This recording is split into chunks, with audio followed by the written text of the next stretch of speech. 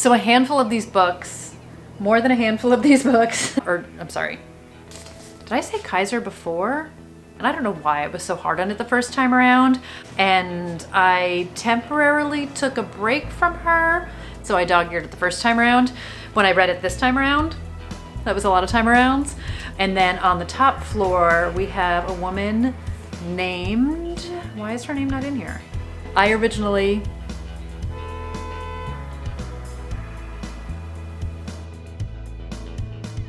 hi everybody, it's Audrey and welcome back to Chapter and Converse and welcome back to my 2022 year-end series.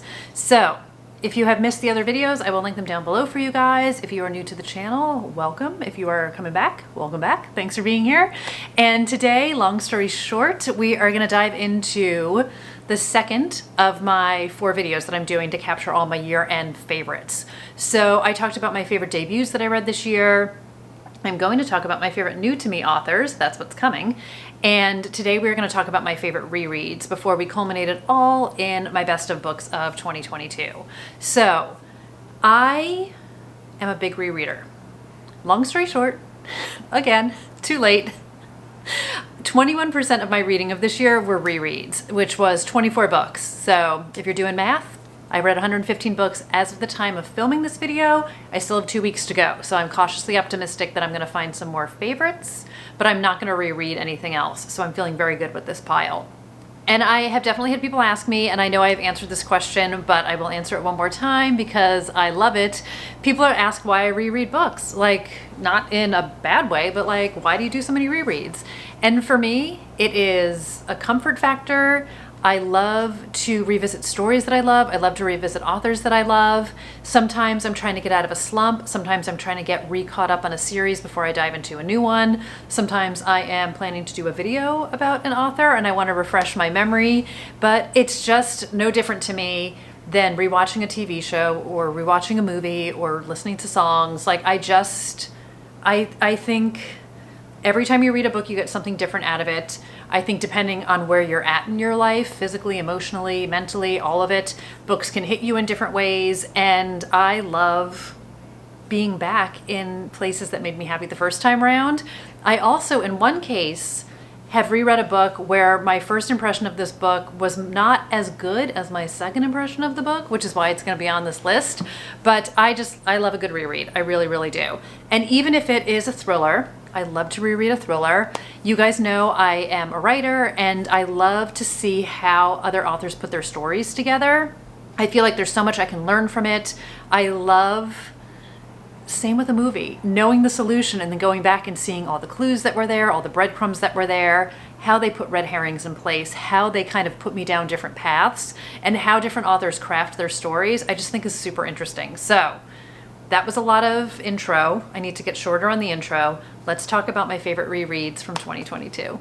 Okay, a little bit of a battery change, so the angle might be slightly different, but we're back. So the first book I want to talk about is one that I read back in 1999 when it first came out, and it's Ralph's Party by Lisa Jewell. So this was her first book that I ever read. It was her first book that she ever wrote.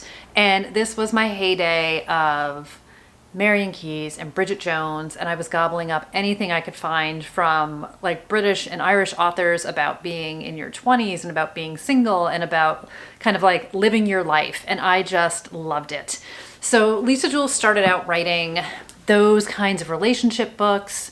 I feel like that 20s, 30s time when you're first in relationships and people are first getting married, looking for jobs, breaking up with people, just really feeling like you're looking for that found family and your friends and that time in your life.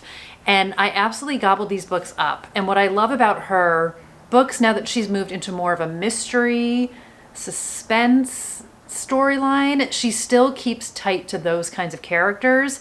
And for me, her books are very character driven, with a mystery kind of overarching it, and I love it. So I loved all the nostalgia of this book. So like I say, 1999, so you're getting that perfect time. I just had such, like, there's an Oasis Wonderwall reference in this, like there's music references. So this one follows 6 people, 1 big house, and the party that brings it all down. So Ralph and Smith are flatmates. They're looking for a new flatmate, and this girl named Gemma moves in with them. And living upstairs from them are Carl and Siobhan. They are happily unmarried and have been together for 15 years and are navigating that relationship and where they are in their life. And then on the top floor, there's a woman named Sherry who lives alone. And it is about the dynamic between all of these people who are living in the same house. And again, separate flats, but it's like a 3-story house.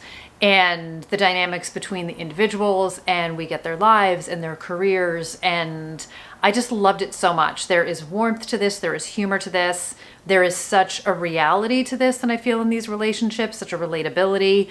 And even though I am a far away from 1999, I still very much remembered why I loved this book so much in the first place and could still find those glimmers of relatability in this story. And what I also found really interesting, and I talked about this when I did my first, or when I read it and reviewed it back in the summer, I want to say I read it, or did I read it? I read it in September for Series September, actually, because there is a book called After the Party, which came out maybe 10 years later, which I have but haven't read yet. I bought it after I read this, sidebar. But I remember when I read this the first time, and Carl and Siobhan, who are the couple who have been together for 15 years, are in their mid-30s. And I remember when I first read this, and man, did they feel old to me. So part of the fun of the reread is being on the other side of things and looking at it now and being like, wow, these people were really, really young. So I just think it's great. And again, I feel like one of the great things about not just rereading a book, but reading an older book from an author that is still cranking out books that you still follow and you still love, is to see sort of where it all began and to see all those hallmarks of their writing in here. And I just loved it so much. So great nostalgia. And I just had such a great time with it. And it's funny, there were so many things that I didn't remember from the book, but there were so many things that I did, which is crazy because I've only ever read it once and it was like 20 years ago. So great fun, highly recommend. If you're a Lisa Jewell fan, definitely go back and dive into some of her older books because I don't think you will regret it. Another book that I read a while ago and was surprised at how much I remembered in it, like definitely was like, get it done, like look at you, is In the Woods by Tana French. So could not be more different from Lisa Jewell, but I loved this. So I read this book again a long time ago, and it's the first book in the Dublin Murder Squad series, and I was always going to continue in it, and I just didn't, for no good reason. I just didn't, which makes no sense because I loved this the first time around, and I definitely loved it even more the second time. This is not the book I was referring to in the opening, but I loved her writing and the storytelling in this. And I know this is one of those books that have divisive feelings on the resolution of this book. I personally loved it, and I am very satisfied with how this ended because to me it felt true to how it ended. No spoilers here, anybody. If anybody wants to talk about it, shoot me an email. Happy to talk about it over email. But in case anybody hasn't read this yet, I feel like it's important not to talk about the ending, but I understand why the ending doesn't work for some people, but for me it totally did. So this one has past and present case, and it is following two police detectives. So we're following Detective Rob Ryan and his partner Cassie Maddox, and they get called to the scene of a murder. There is a young girl who is found in the woods, and it is in this small town, Knocknarea. And 20 years ago, the same small town had an extremely disturbing crime where 3 young children went into the woods one day to play and only one came out. And the boy who came out was kind of covered in blood. It wasn't his own. He has no memory of what happened, and he doesn't know what happened to his friends who he was playing with in the woods that day, and the case was never solved. So there are questions of, are the two related? Is whoever did the bad thing back in the day back? It was very much written off as a drifter who came through town and murdered these children, even though their bodies were never found. And we start to get a lot of questions, and we see how this small town that was wrecked all those years ago is kind of wrecked all over again. And I loved how character-driven this book is, how it melds that character-focused storyline with the police investigation. And I just absolutely love the dynamic between Rob and Cassie. And I think it's so expertly done. And again, it feels realistic to me. It is messy. It is people who are making decisions, who are driven by certain forces. And Cassie and Rob, in very many ways are sort of the best, worst things that could happen to each other and bring out the best and worst in each other. And the complications of their partnership is just so fascinating to me. And this, if you're not familiar with the Dublin Murder Squad series, this is now a 6-book series, and each book puts sort of a different police detective in the spotlight, and they are the main character in the book. So this one, Rob is technically the main character, but Cassie plays a huge part. Book number 2, The Likeness, Cassie is the main character, but other people who are in the police force obviously are in all the other books. And then we start to get like glimmers of one character in one book, and then he or she plays a bigger part in the next one or in another book down the way. So I really enjoy the way that Tana French has set up this series. And again, I've mentioned this before. I've heard people say like you can pick it up anywhere you want to, and I'm sure you can. If there's one book you're interested in, like knock yourself out. I originally was going to dive straight into book number 4 because it takes place with like a boarding school vibe to it, but for some reason I decided to go back to In the Woods and read it, and now I'm going to read it in publication order because I just think it's so well done the way we get to meet the characters and learn more about them later. So I did read book number 2, The Likeness, another sidebar. And there are things that happen in that book, which if you haven't read In the Woods, it's fine. You won't know that you're missing something. But if you had read In the Woods, there's a few very subtle things that have a much larger impact and punch if you've read this book, for what it's worth. So I just thought it was great. So I love the past and present timelines. I love the mystery. There's a huge cast of characters in this. There's a lot of suspects in this. And I just thought it was really well written. I did a mix of the audiobook and the physical book, which was also really delicious. And I thought it was just absolutely brilliant. She's such a great writer. I'm so sad that it just took me this long to get back to it, but at the same time, there's a reason. So huge fan, highly recommend it. Ending and all, I think it's great. Okay, the next 2 books I want to talk about together because they're both by Jennifer Hillier, and it's Jar of Hearts and Little Secrets. So I did a Jennifer Hillier author spotlight video, I don't know, like a month or so ago. I'll link it for you guys in case you missed it. And I wanted to go back and reread her books and finish reading her books that I hadn't read yet to make sure that when I came out of the gate and said Jar of Hearts is my favorite Jennifer Hillier book, that was still the case. So I read this when it first came out-ish. I learned about Jennifer Hillier at a Thriller Fest conference. You guys know all of this stuff. And the second time round, I listened to this on audiobook, and man, did I love this book. This came out in 2018. This book is so wonderfully dark and messed up. We also get a past and present mystery.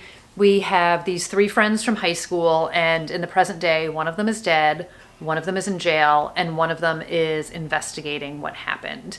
So we get the dynamic between Kaiser and Gio and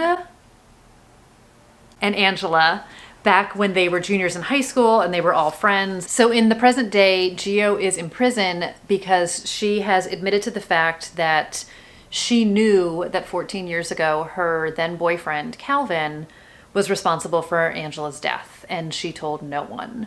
And it definitely causes some problems in the present day. So we see the past timeline of what happened with Angela, and we see the present timeline as Gio is dealing with the consequences of her choices.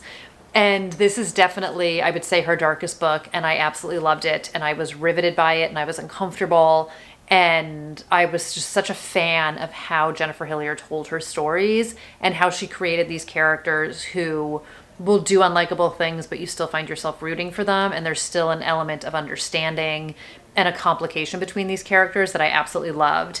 And then I also reread Little Secrets, which I had the arc of this when it came out, and I hadn't read it since then. And I also did the audiobook of this, and wow, did I love this book so much. Like, I thoroughly enjoyed it the first time around, and I really loved it the second time around.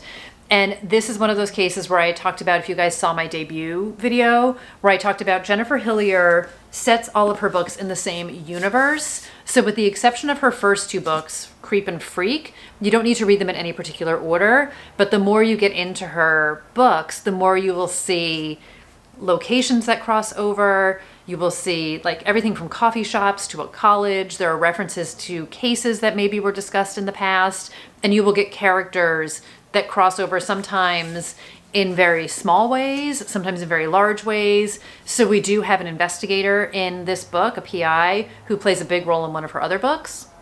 And I just absolutely love that. So I think her books are just smart. They're well written. She does not hold back. She does not shy away from the uncomfortable. She does not shy away from the very dark thoughts and feelings and actions that people have. And in Little Secrets, the idea behind this is on the opening pages. Our main character, Marin, her son is kidnapped from Pike Place Market in Seattle. And she was with her son. She was on the phone with her husband. She let go of her son's hand for a moment, her son Sebastian, and he's gone and never found again. So when the book opens, it is like a year later. She is dealing with the grief. She is dealing with the complications of blaming herself for that because she was with Sebastian at the time.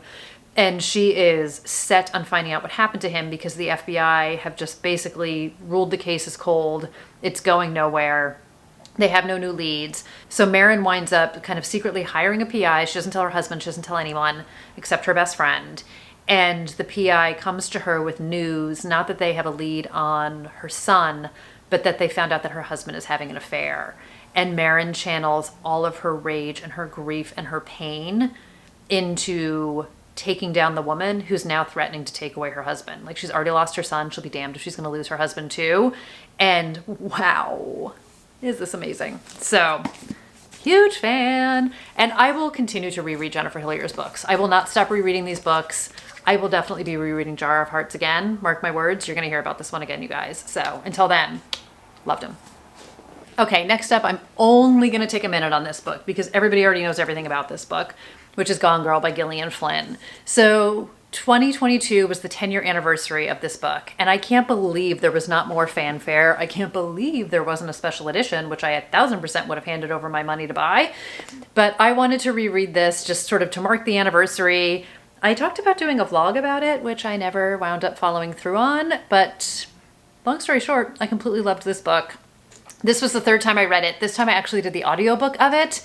And it's really interesting to me because when I read this the first time, I feel like so many people, I compulsively read it. I was in it, I was flipping pages, I was totally invested. The second time I read it, I feel like I had a very similar reaction to it. And this time, I still listened to it compulsively, but I was a little bit surprised at how much of a slow burn this book really is. And in my head, because I think I focus on sort of a certain portion of this book where things are just happening and happening, that it takes us a long time, but in a really good way to get there. And we get so much character development and sort of such a slow burn pace to things unfolding. So Nick and Amy Dunn, 5-year wedding anniversary. Amy goes missing, and it is very much the husband did it. And it's how the media turns. It is Nick's reaction to things. It is the behind the curtain of this perfect relationship that they had. And we get police investigation. We get Nick's point of view in the present. We get Amy's diaries from the past. And we see this relationship through both of their eyes. And I feel like everybody knows all about this book. But I will never stop loving this book. I never will. And I will continue to reread this one also. Just a huge fan. And I had just such a fun time listening to it. And if you haven't read it yet, read it. Definitely read it. There's a reason why this is like a legend of a book. Another book that I'm also only going to take a beat on is In My Dreams I Hold a Knife by Ashley Winstead. So if you guys are tired of hearing me talk about Ashley Winstead, sorry, not sorry. I'm going to keep talking about her. This is not her last appearance on my best of list of the year. And I had read her romance debut, Fool Me Once, back in April. And I just loved it so much, and I wanted more Ashley Winstead, and I had to wait till August for her thriller to come out. So I wound up doing the audiobook to reread In My Dreams, and I just loved it again so much. So I devoured this last year. It's really, really dog-eared. I wound up adding some tabs to it this time around, because I was like, how did I manage to miss things when I had dog-eared so many pages the first time? But this is a past and present mystery, a college reunion. We get such a great group of friends and frenemies and people who just do such messed up things to each other. I feel like this perfectly captures what it's like to be in college, and everything from like that first day freshman year when you're meeting and everyone's so excited and everybody's instant best friends and you're all in it together and like everybody's looking for the same things. You're looking for friendship. You're looking to belong. You're looking to reinvent yourself. And we see the evolution of these relationships over their 4 years in college. And then in the present day, we see them back at their college reunion, because senior year in college, which we know out of the gate. So again, another co-ed group of friends. When they were seniors in college, Heather, who was kind of like the lead girl in the group, I would say, was murdered. And somebody in the friend group was accused of that murder, but there was never enough evidence. So nobody ever went to prison for this. It was never solved. And now that we are back at the reunion, we get somebody out for revenge. So kind of like Shiver in that way.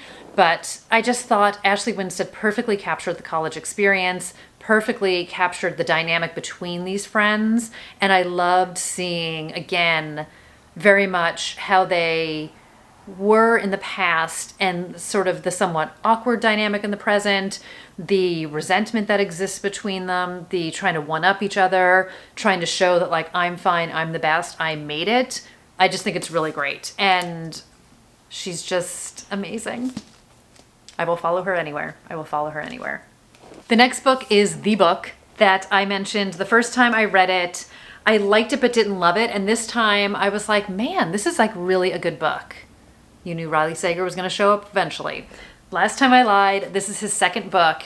And in hindsight, I think my issue the first time I read it is I was just coming off having read Final Girls, which to me is still, I think, his finest book.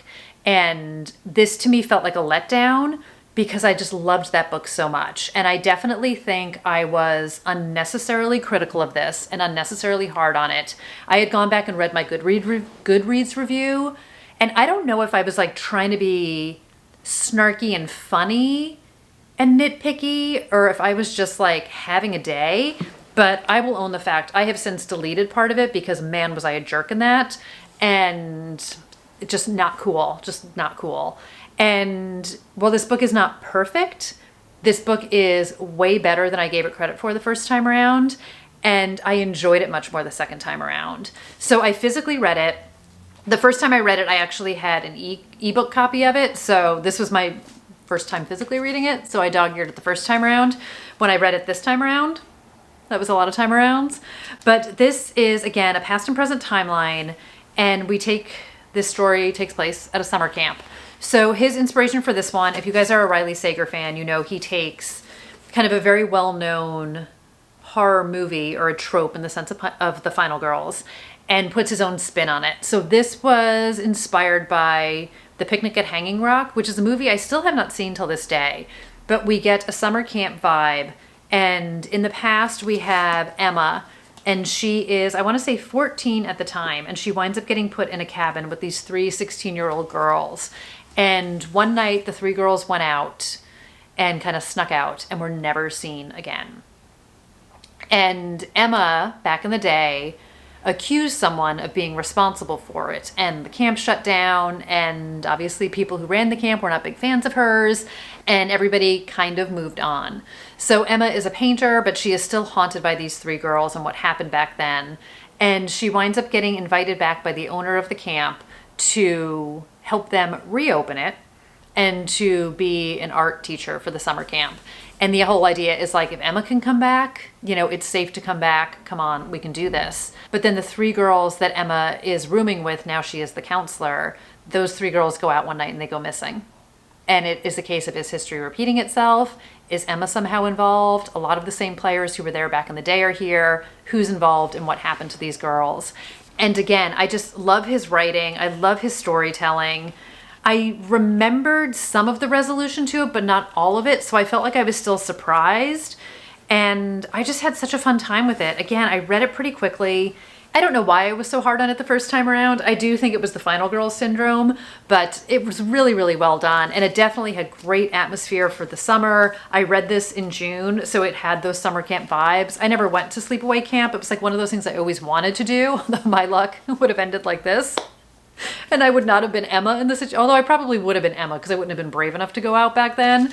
But anyway, I just had a really good time with it. So I stand corrected on my feelings on this book, and I'm so glad I reread it. So I am on a Riley Sager reread journey, so stay tuned for more in 2023. Okay, the next book I reread with a purpose, and I did not follow through on the purpose, but I reread Rachel's Holiday by Marian Keyes. So her sequel to this, like 20 years later, again, Rachel, which is back here, came out this year. And I was like, I'm going to reread Rachel's Holiday, get in the zone, and then reread again, and then read again Rachel. And I did not read her new book, but I reread Rachel's Holiday. So Marian Keyes herself narrated the audiobook of this, which I would recommend 10 times over. So freaking good. I loved this story the first time around, and there definitely was an elevated experience with Marian Keyes' voice behind it. She is such a great narrator to begin with. I have seen her at author readings before, and whether it is the way she conveys like an inflection or the humor, or it's like you can almost like hear an eye roll, you can hear a sneer, like you can hear the facial expressions in her voice, the way that she does it. Just so absolutely amazing. This book is super, super heavy. I'm going to put it down. But I loved this book. So this book is about a girl named Rachel Walsh. And again, we are kind of getting a dual timeline situation where when the book opens, Rachel has been rushed to the emergency room from an overdose. And she is kind of brought back to Ireland by her family and put into a rehab. And Rachel is in complete denial that she has any problems with alcohol or drugs. And she is very much viewing this rehab that she's in as she's having a bit of a holiday. And that she's going to meet celebrities and she's going to hang out and she's going to spa and she's just going to get the rest that she needs. And she's going to go back to New York and everything's fine. So we see the complicated relationship she has with her family, which is also one of the funniest relationships. So Marian Keyes writes about all 5 of the Walsh sisters. They each get their own book, and we get to see Mammy Walsh and her father, which is just such a delightful story thread that goes through several of her books. Not all of her books are about the Walsh family, but if you can get a Walsh family book, I think you will be addicted to reading about the other sisters. And we also see the complicated relationship that Rachel has with her boyfriend back in New York, with her roommate. And it is like one of these books that is completely laugh out loud funny at certain times, but it is also so heartbreaking. There are difficult things to read in this book. So in this rehab, Marian Keyes herself is an addict. She's been very open about it. We get all of these people who are in the rehab talking about their alcoholism, their depression, their struggles. It is painful to read at times. It's gut-wrenching to read at times. And to see Rachel through other people's eyes is also just really interesting. And I think the deniability that she has about her problem and where she's at, and the seriousness of the fact that, you know, she was like, it was an accident, like I wasn't trying to do anything. But the seriousness of her situation, Marian Keyes does such a beautiful job of weaving such heartfelt, important, difficult storylines into humorous books with such dynamic characters. And there's just so many levels and layers to her books. And I fully expected that rereading this book was going to send me back on my Marian Keyes reread, and it didn't. And 2023, that's definitely an author that I want to revisit, and I still need to finish her books. I never even finished reading all of her books, but she's just such a great writer, and she just has such a great way with words. And again, she will have you laughing and crying like within the same page. There's just such a gift to her writing and such an authenticity to her writing as well. And I just loved it so much. So I'm so glad I reread this book, and I will definitely be reading again, Rachel, in 2023. So stay tuned. But this was amazing. And again, audiobook read by Marian Keyes is the way to go. And then the last rereads I want to talk about, it's 3 books that I want to talk about at once because I feel like they belong together.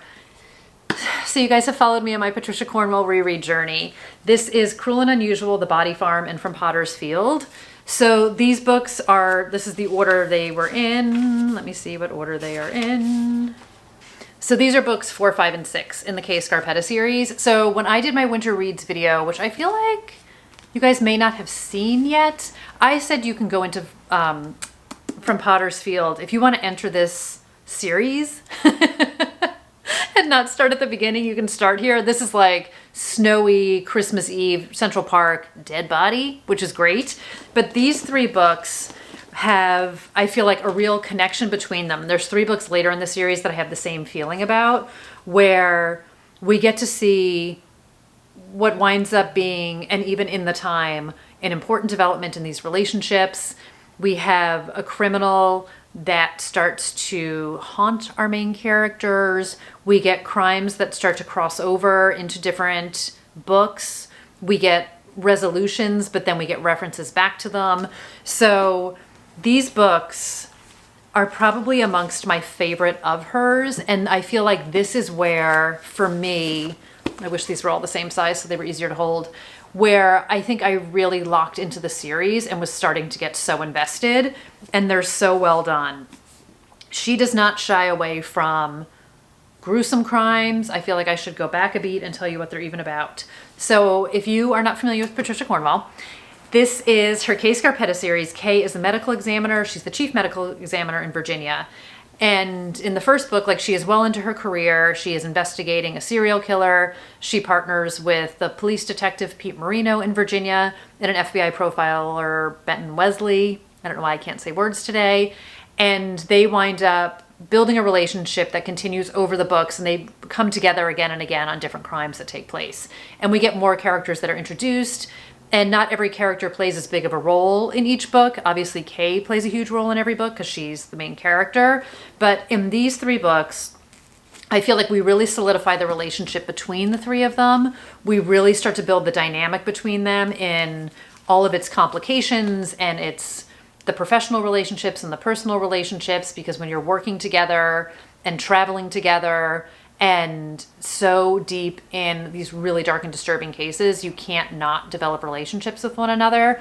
And you really see how the crimes impact them on a personal level as well. And one of my favorite things about Patricia Cornwell's writing is she has these characters who are dealing with, as I say, some really gruesome murders, and she does not shy away from having anybody as a victim.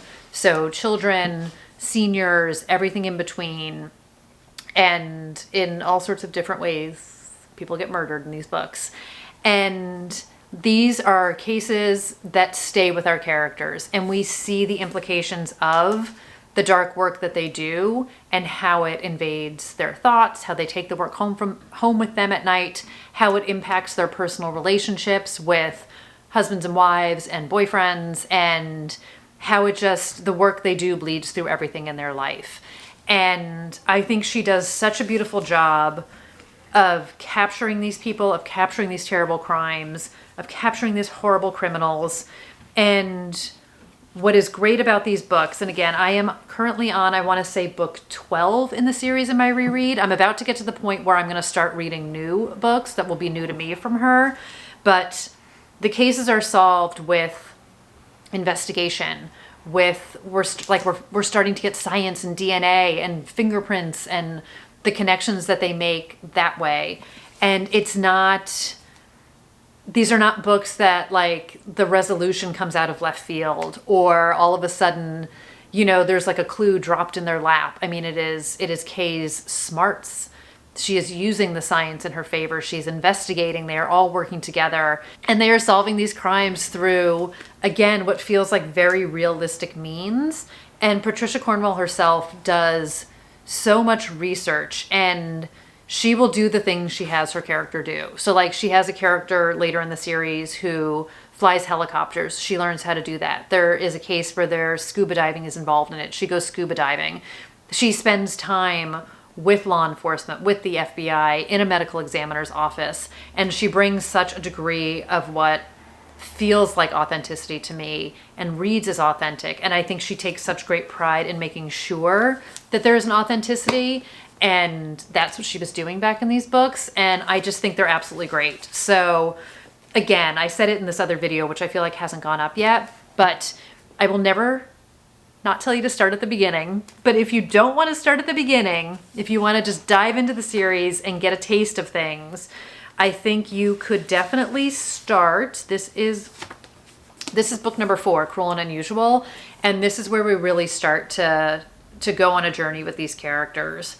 And from out of the gate, you definitely get a taste of her writing, but I feel like she just continues to elevate, and these books were absolutely amazing. So I am ending this video and ending my best of rereads. These are definitely the best books that I reread this year, and it sent me on such a journey with rereading her series, and I couldn't be happier about it.